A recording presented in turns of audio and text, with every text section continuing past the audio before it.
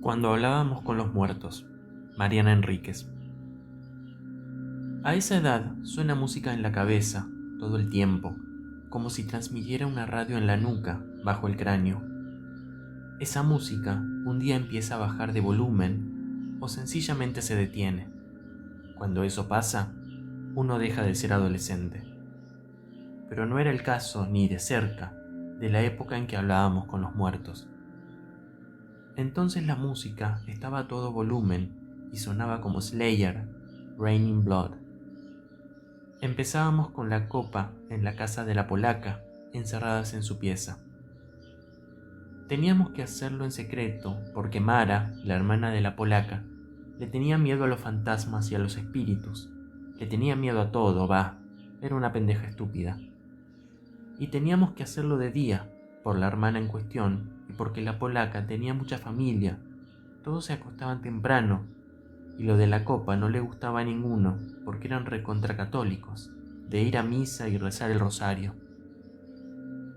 La única con onda de esa familia era la polaca, y ella había conseguido una tabla ouija tremenda, que venía como oferta especial con unos suplementos sobre magia, brujería y hechos inexplicables que se llamaban el mundo del oculto, que se vendían en kioscos de revistas y se podían encuadernar. La ouija ya la habían regalado varias veces con los fascículos, pero siempre se agotaba antes de que cualquiera de nosotras pudiera juntar el dinero para comprarla. Hasta que la polaca se tomó las cosas en serio, ahorró, y ahí estábamos con nuestra preciosa tabla, que tenía los números y las letras en gris, fondo rojo, y unos dibujos muy satánicos y místicos, todo alrededor del círculo central. Siempre nos juntábamos 5, yo, Julita, la Pinocha, le decíamos así porque era de madera, la más bestia en la escuela, no porque tuviera nariz grande, la polaca y Nadia. Las 5 fumábamos, así que a veces la copa parecía flotar en humo cuando jugábamos, y le dejábamos la habitación apestando a la polaca y su hermana. Para colmo, cuando empezamos con la copa era invierno, así que no podíamos abrir las ventanas porque nos cagábamos de frío. Así, encerradas entre humo y con la copa totalmente enloquecida, nos encontró Dalila, la madre de la polaca, y nos sacó a patadas. Yo pude recuperar la tabla y me la quedé desde entonces, y Julita evitó que se partiera la copa, lo cual hubiera sido un desastre para la pobre polaca y su familia, porque el muerto con el que estábamos hablando justo en ese momento parecía malísimo. Hasta había dicho que no era un muerto espíritu, nos había dicho que era un ángel caído.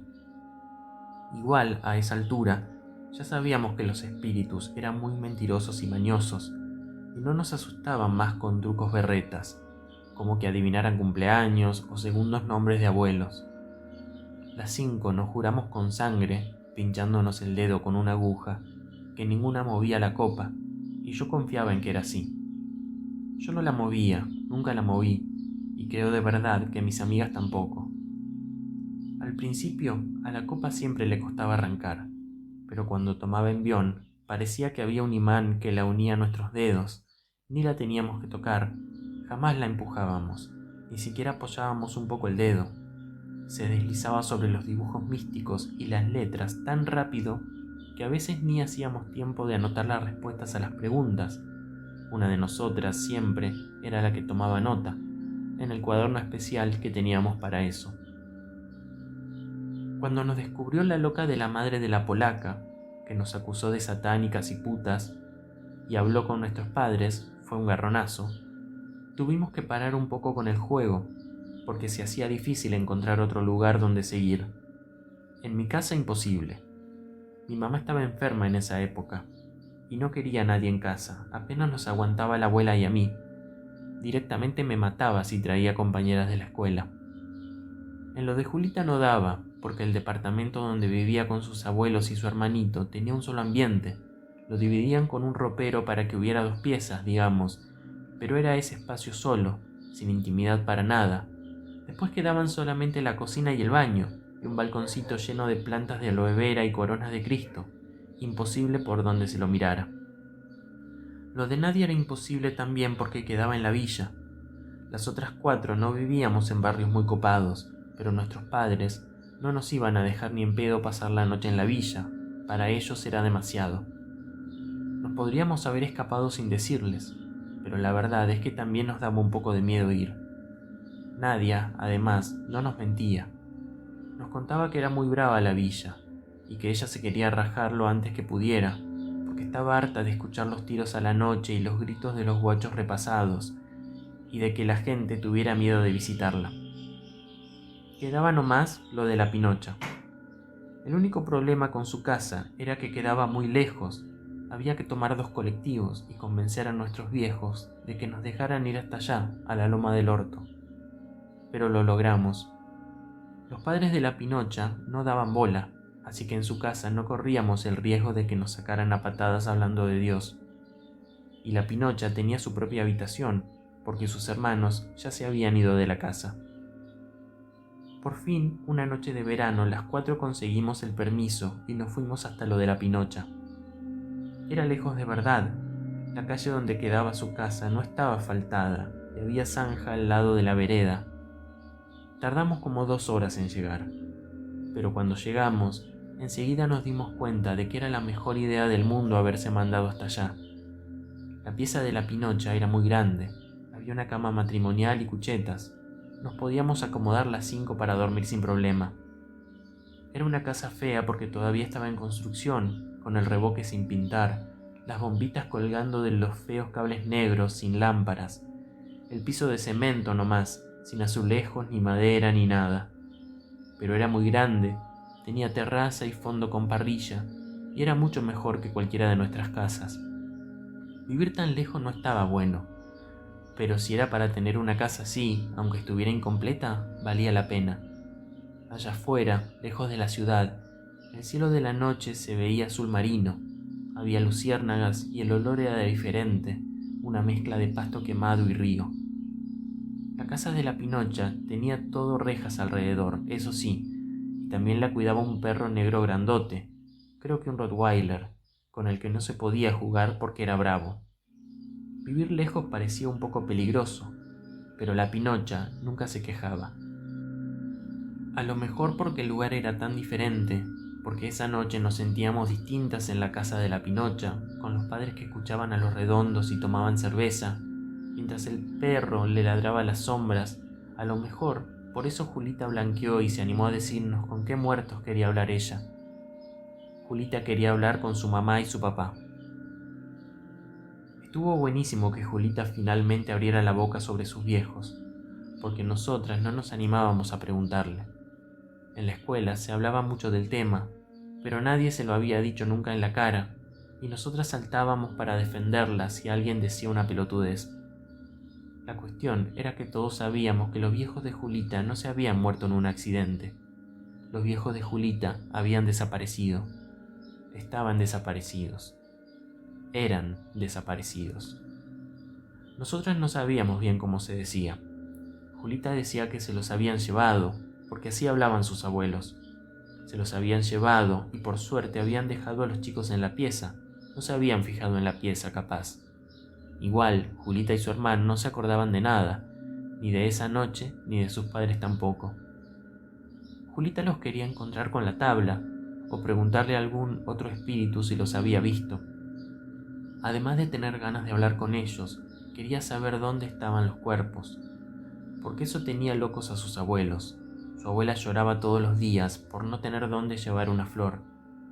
Pero además, Julita era muy tremenda. Decía que si encontrábamos los cuerpos, si nos daban la data y era posta, teníamos que ir a la tele o a los diarios, y nos hacíamos más que famosas, nos iba a querer todo el mundo. A mí por lo menos me pareció re fuerte esa parte de sangre fría de Julita, pero pensé que estaba bien, cosa de ella.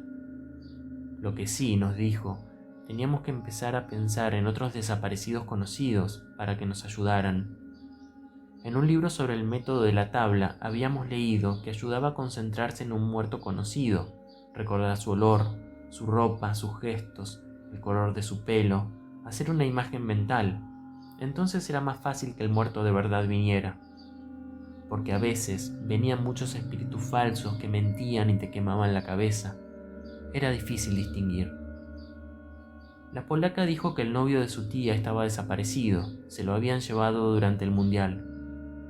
Todas nos sorprendimos porque la familia de la polaca era recareta. Ella nos aclaró que casi nunca hablaban del tema, pero a ella se lo había contado la tía medio borracha, después de un asado en su casa, cuando los hombres hablaban con nostalgia de Kempes y el campeonato del mundo, y ella se sulfuró, se tomó un trago de vino tinto y le contó a la polaca sobre su novio y lo asustada que había estado ella. Nadie aportó un amigo de su papá, que cuando ella era chica venía a comer seguido los domingos y un día no había venido más. Ella no había registrado mucho la falta de ese amigo, sobre todo porque él solía ir mucho a la cancha con su viejo, y a ella no la llevaban a los partidos. Sus hermanos registraron más que ella no venía. Le preguntaron al viejo, y al viejo no le dio para mentirles, para decirles que se habían peleado o algo así. Les dijo a los chicos que se lo habían llevado, lo mismo que decían los abuelos de Julita. Después, los hermanos le contaron a Nadia. En ese momento, ni los chicos ni Nadia tenían idea de a dónde se lo habían llevado, o de si llevarse a alguien era común, si era bueno o era malo. Pero ahora ya todos sabíamos de esas cosas, después de la película La noche de los lápices, que nos hacía llorar a los gritos. La alquilábamos como una vez al mes, y el Nunca Más, que la Pinocha había traído a la escuela, porque en su casa se lo dejaban leer, y lo que contaban las revistas y la televisión. Yo aporté a mi vecino del fondo, un vecino que había estado ahí poco tiempo, menos de un año, que salía poco a la calle, pero nosotros lo podíamos ver paseando en el fondo. La casa tenía un parquecito atrás. No me lo acordaba mucho, era como un sueño, tampoco se la pasaba en el patio.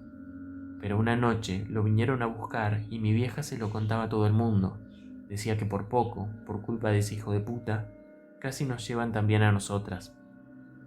A lo mejor porque ella lo repetía tanto, a mí se me quedó grabado el vecino, y no me quedé tranquila hasta que otra familia se mudó a esa casa, y me di cuenta de que él no iba a volver más. La Pinocha no tenía ninguno que aportar, pero llegamos a la conclusión de que con todos los muertos desaparecidos que ya teníamos era suficiente. Esa noche jugamos hasta las 4 de la mañana. A esa hora ya empezamos a bostezar y a tener la garganta rasposa de tanto fumar, y lo más fantástico fue que los padres de la Pinocha ni vinieron a tocar la puerta para mandarnos a la cama. Me parece, no estoy segura porque la ouija consumía mi atención, que estuvieron mirando tele o escuchando música hasta la madrugada también. Después de esa primera noche, conseguimos permiso para ir a lo de la Pinocha 2 veces más, en el mismo mes. Era increíble, pero los padres o responsables de todas habían hablado por teléfono con los viejos de la Pinocha, y por algún motivo, la charla los dejó recontra tranquilos. El problema era otro. Nos costaba hablar con los muertos que queríamos. Daban muchas vueltas, les costaba decidirse por el sí o por el no, y siempre llegaban al mismo lugar. Nos contaban dónde habían estado secuestrados y ahí se quedaban. No nos podían decir si los habían matado ahí o si los llevaron a algún otro lugar, nada. Daban vueltas después y se iban. Era frustrante. Creo que hablamos con mi vecino, pero después de escribir Pozo de Arana se fue. Era él, seguro. Nos dijo su nombre. Lo buscamos en el Nunca Más y ahí estaba en la lista. Nos cagamos en las patas. Era el primer muerto posta a posta con el que hablábamos. Pero de los padres de Julita, nada. Fue la cuarta noche en lo de la Pinocha cuando pasó lo que pasó. Habíamos logrado comunicarnos con uno que conocía al novio de la tía de la polaca. Habían estudiado juntos, decía. El muerto con el que hablamos se llamaba Andrés, y nos dijo que no se lo habían llevado ni había desaparecido. Él mismo se había escapado a México, y ahí se murió después en un accidente de coche, nada que ver. Bueno, este Andrés tenía re buena onda, y le preguntamos por qué todos los muertos se iban cuando les preguntamos a dónde estaban sus cuerpos. Nos dijo que algunos se iban porque no sabían dónde estaban, entonces se ponían nerviosos, incómodos. Pero otros no contestaban porque alguien les molestaba, una de nosotras. Quisimos saber por qué, y nos dijo que no sabía el motivo, pero que era así. Una de nosotras estaba de más. Después, el espíritu se fue. Nos quedamos pensando un toque en eso, pero decidimos no darle importancia. Al principio, en nuestros primeros juegos con la tabla, siempre le preguntábamos al espíritu que venía si alguien molestaba. Pero después dejamos de hacerlo porque a los espíritus les encantaba molestar con eso, y jugaban con nosotras. Primero decían Nadia, después decían no, con Nadia está todo bien, la que molesta es Julita, y así nos podían tener toda la noche poniendo y sacando el dedo de la copa, y hasta yéndonos de la habitación, porque los guachos no tenían límites en sus pedidos. Lo de Andrés nos impresionó tanto, igual, que decidimos repasar la conversación anotada en el cuaderno mientras destapábamos una cerveza. Entonces tocaron a la puerta de la pieza. Nos sobresaltamos un poco, porque los padres de la Pinocha nunca molestaban. «¿Quién es?», dijo la Pinocha, y la voz le salió un poco tembleque. Todas teníamos un poco de cagazo, la verdad. «Leo, ¿puedo pasar?».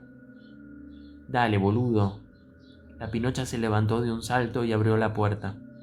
Leo era su hermano mayor, que vivía en el centro y visitaba a los viejos nomás los fines de semana, porque trabajaba todos los días. Y tampoco venía todos los fines de semana, porque a veces estaba demasiado cansado. Nosotras lo conocíamos porque antes, cuando éramos más chicas, en primero y segundo año, a veces se le iba a buscar a la Pinocha a la escuela, cuando los viejos no podían. Después empezamos a usar el colectivo, ya estábamos grandes. Una lástima, porque dejamos de ver a Leo, que estaba fuertísimo, un morocho de ojos verdes con cara de asesino, para morirse. Esa noche en la casa de la Pinocha estaba tan lindo como siempre. Todas suspiramos un poco y tratamos de esconder la tabla, nomás para que él no pensara que éramos raras, pero no le importó. ¿Jugando a la copa? Es jodido eso, a mí me da miedo, re valiente las pendejas, dijo. Y después la miró a su hermana. «Pendeja, ¿me ayudas a bajar de la camioneta unas cosas que les traje a los viejos? Mamá ya se fue a acostar y el viejo está con dolor de espalda». «Qué ganas que tenés de joder, es re tarde». «Y bueno, me pude venir recién a esta hora, ¿qué querés? Se me hizo tarde». «Copate, que si dejo las cosas en la camioneta, me las pueden afanar». La Pinocha dijo bueno con mala onda y nos pidió que esperemos. Nos quedamos sentadas en el suelo alrededor de la tabla, hablando en voz baja de lo lindo que era Leo, que ya debía tener como 23 años, era mucho más grande que nosotras. La Pinocha tardaba, nos extrañó. A la media hora, Julita propuso ir a ver qué pasaba. Y entonces todo pasó muy rápido, casi al mismo tiempo. La copa se movió sola. Nunca habíamos visto una cosa así. Sola solita, ninguna de nosotras tenía el dedo encima, ni cerca. Se movió y escribió muy rápido. «Ya está». «¿Ya está? ¿Qué cosa ya está?». Enseguida, un grito desde la calle, desde la puerta, la voz de la Pinocha. Salimos corriendo a ver qué pasaba y la vimos abrazada a la madre, llorando, las dos sentadas en el sillón al lado de la mesita del teléfono. En ese momento no entendimos nada, pero después, cuando se tranquilizó un poco la cosa, reconstruimos más o menos. La Pinocha había seguido a su hermano hasta la vuelta de la casa. Ella no entendía por qué había dejado la camioneta ahí, si había lugar por todos lados, pero él no le contestó. Se había puesto distinto cuando salieron de la casa, se había puesto mala onda, no le hablaba. Cuando llegaron a la esquina, él le dijo que esperara y, según la Pinocha, desapareció. Estaba oscuro, así que podía ser que hubiera caminado unos pasos y ya se perdiera de vista, pero según ella, había desaparecido. Esperó un rato a ver si volvía, pero como tampoco estaba la camioneta, le dio miedo.